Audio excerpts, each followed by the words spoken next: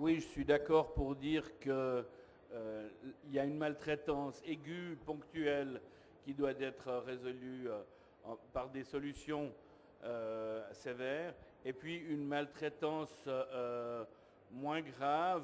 Le mot de maltraitance peut-être d'ailleurs un peu fort, mais enfin des prestations pas adéquates qui arrivent, c'est clair, et qui doivent être traitées par la formation et aussi le temps disponible.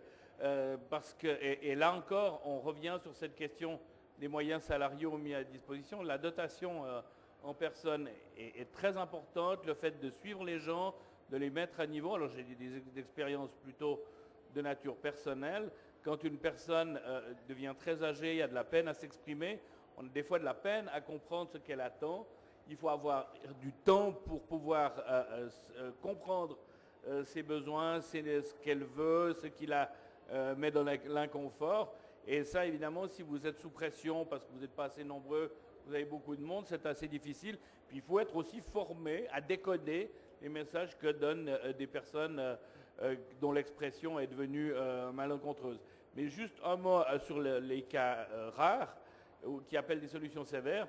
Je voudrais souligner qu'alors là, on est quelques députés fédéraux, un candidat à une position de conseiller national, mais ça c'est plutôt des problèmes des cantons. Je crois que d'ailleurs dans 24 heures l'autre jour, le chef de la santé publique de notre canton, le conseiller d'État Pierre-Yves Maillard, parlait à juste titre d'autorisation de pratiquer, avec un système d'autorisation de pratiquer tel qu'il existe pour les médecins, tel qu'il existe aussi pour les infirmières. On devrait probablement pouvoir maîtriser ces cas et les personnes qui auraient commis des abus pénalement punis notamment devraient pouvoir être traduites devant le Conseil de santé pour prendre le système vaudois et au besoin se voir infliger un avertissement ou carrément un retrait de l'autorisation de pratiquer. Mais heureusement, il s'agit de cas extrêmes et ce n'est pas, je pense, la chose qui doit nous occuper le plus, même s'il s'agit des cas les plus spectaculaires, ce n'est pas ceux qui touchent le plus grand nombre de gens. Oui, Jean-Pierre Guérin, vous vouliez réagir?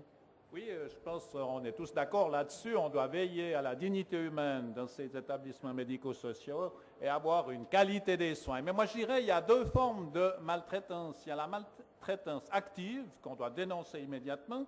Et puis, il y a également une certaine maltraitance, je dirais, passive au niveau de l'entourage par les soins qui sont donnés à la personne. Je prends un exemple. Quand j'ai lu le rapport qui nous a été fait, lorsque M. Prix dit pour diminuer les coûts, on devrait faire un système TARMED ou payer, disons, l'acte médical, mais ce qu'on oublie souvent, c'est que la personne qui vient faire l'acte médical, elle fait aussi un acte social. Alors, au moment où on dit, vous avez 10 minutes pour faire l'acte médical, et puis ensuite elle s'en va, peut-être la personne qu'elle soigne a besoin peut-être de discuter avec, et là, on pourrait avoir une forme de maltraitance passive. Et là, on doit éviter d'avoir ce système, je dirais, TARMED dans le cadre des EMS lorsqu'on donne des soins aux patients. C'est ce qui est précisément très difficile à faire, notamment j'imagine pour les assureurs. Comment est-ce qu'on fait lorsqu'on a un soin qui n'est pas forcément un soin aigu, mais enfin, je ne sais pas, donner des médicaments, quelque chose de courant. Et puis effectivement, la personne a besoin peut-être d'un peu plus de temps pour être écoutée, pour peut-être grâce à ce temps, on va découvrir d'autres problèmes, ou on va améliorer son quotidien. Et là, peut-être vous allez me contredire, mais on a l'impression que on ne fait pas encore vraiment la différence entre l'acte médical qui est remboursé, un peu TARMED, voilà, minuté, qui est très précis, et puis toute une série de soins, peut-être dits de confort ou de socialisation, que sais-je, qui alors par contre ne sont pas remboursés. Et puis avec les problèmes de personnel, on voit bien que le temps manque. Et là, quelque part, on péjore la situation. Et du côté de Santé Suisse, comment vous vous positionnez par rapport à ça? Et surtout, peut-être vous pouvez nous dire comment est-ce que vous remboursez? Est-ce que ça se rembourse, par exemple, une heure de discussion avec un patient, avec un résident? Alors, bon, c'est toute la difficulté du système. C'est comme il a été très bien dit, c'est que vous ne pouvez pas résumer un acte médical à ce qui est, disons, purement médical, que vous pouvez minuter, et c'est ce qu'on a essayé de faire. Mais c'est extrêmement difficile et automatiquement, vous avez une zone grise, vous ne savez pas toujours très bien où la situer. Maintenant, pour les assureurs, la chose est, entre guillemets, relativement simple, puisque le catalogue des prestations, il est défini. Donc il y a une ordonnance du département fédéral de l'Intérieur qui dit exactement qu'est-ce qui doit être rémunéré. On a parlé tout à l'heure de niveau de soins, il y a 12 niveaux de soins. À chaque niveau correspond un prix, c'est un forfait, et l'assureur se base sur ce forfait. Donc au niveau du calcul de la prestation, c'est pour nous pas une difficulté. Par contre, je comprends bien qu'au niveau d'un EMS, lorsqu'il faut attribuer qu'est-ce qui est des soins, purement des soins, et qu'est-ce qui est de l'accompagnement, etc., la difficulté est grande. Est-ce qu'on n'est pas trop loin dans le système là? Est-ce que précisément il ne faudrait pas un peu de souplesse, un peu ouais, quelque chose, de rajouter un brin de social là-dedans qui puisse se compter dans ces soins, entrer quelques critères nouveaux? Écoutez, là, encore une fois, on est obligé de se plier à ce que la loi nous demande de faire. Donc c'est la loi qu'il faut modifier. Le système est ainsi fait. C'est une question de moyens. Il y a l'idéal, il y a ce qu'on peut faire. Il y a ensuite comment on utilise ces moyens. Est-ce que ces moyens sont utilisés de manière adéquate, de manière intelligente? Est-ce qu'on doit mettre plus de moyens? Dans certains cas, il faut effectivement mettre plus de moyens. Mais ça n'est pas l'unique solution. On peut aussi trouver des moyens, entre guillemets, d'économie. Notre sujet à nous, c'est d'éviter qu'on charge trop le système.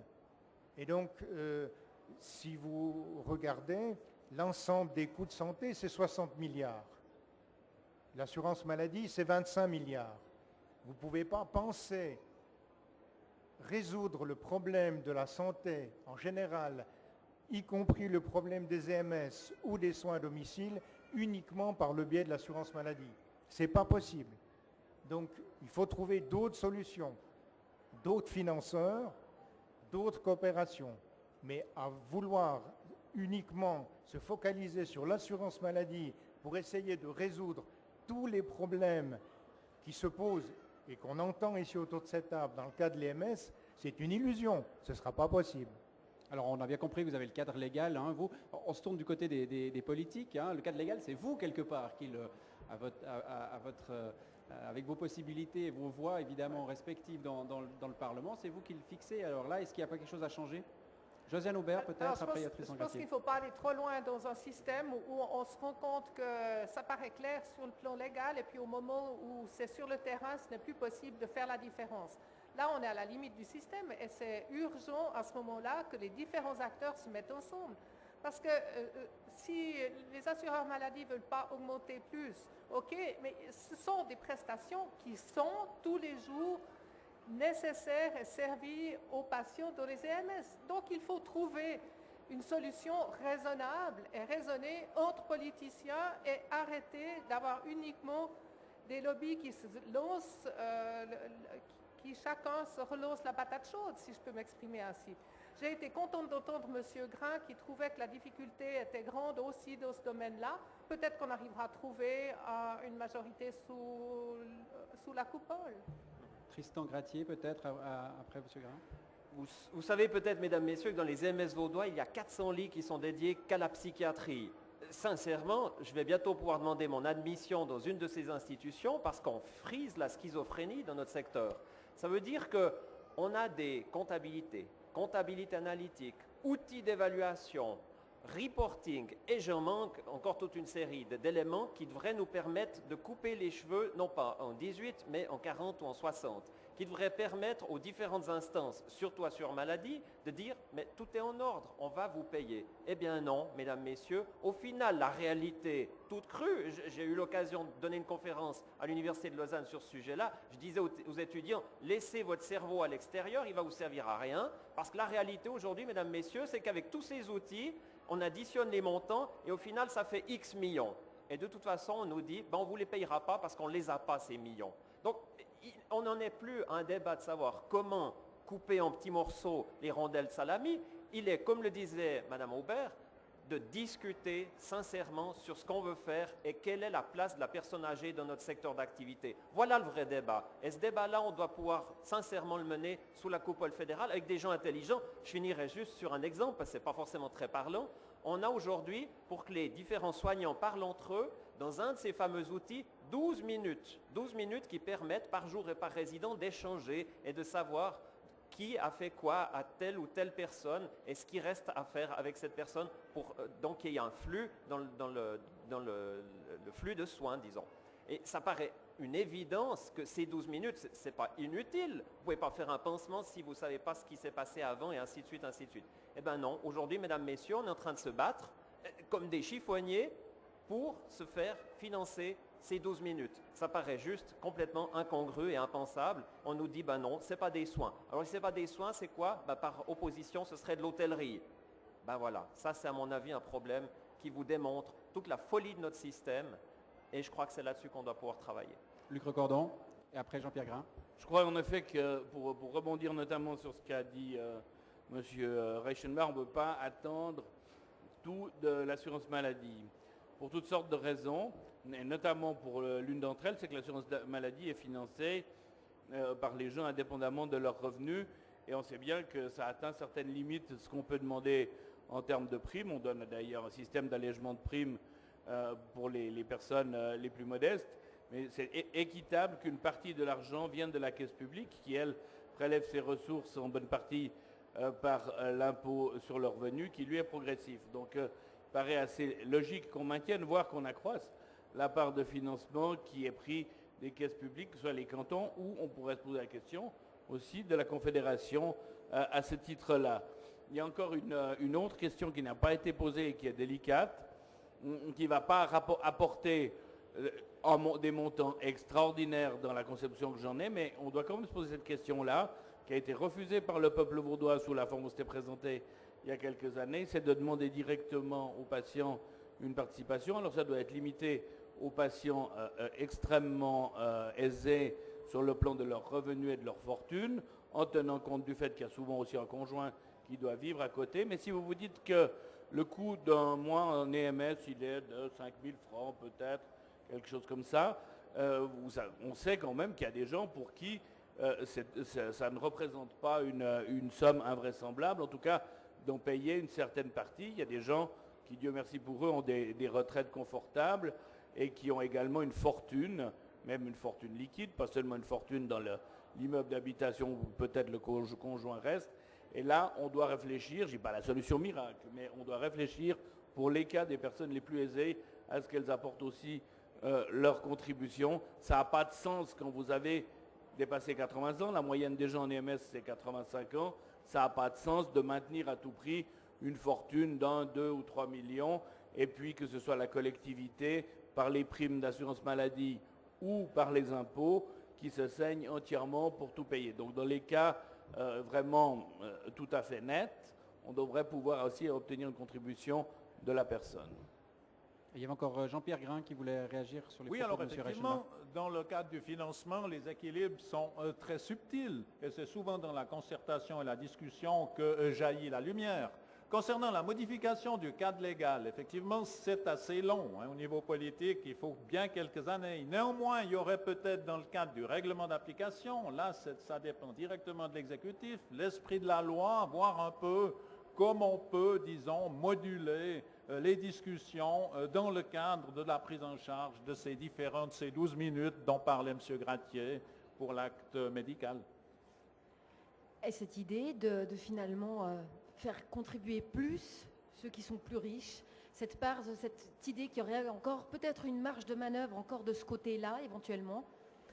Alors, on doit quand même trouver un certain équilibre. C'est vrai qu'on parle des plus riches, mais comme on a dit dans le cas de l'assurance maladie, on a à peu près la moitié des coûts qui sont financés par les impôts, c'est-à-dire par l'impôt, effectivement, des plus riches, puisque le 20% des personnes payent le 80% des impôts. Alors, si on recharge encore, on doit garder l'équilibre dans le cadre de l'imposition, mais pas remettre encore des équilibres entre riches, moins riches ou plus riches dans le cadre peut-être d'autres prestations.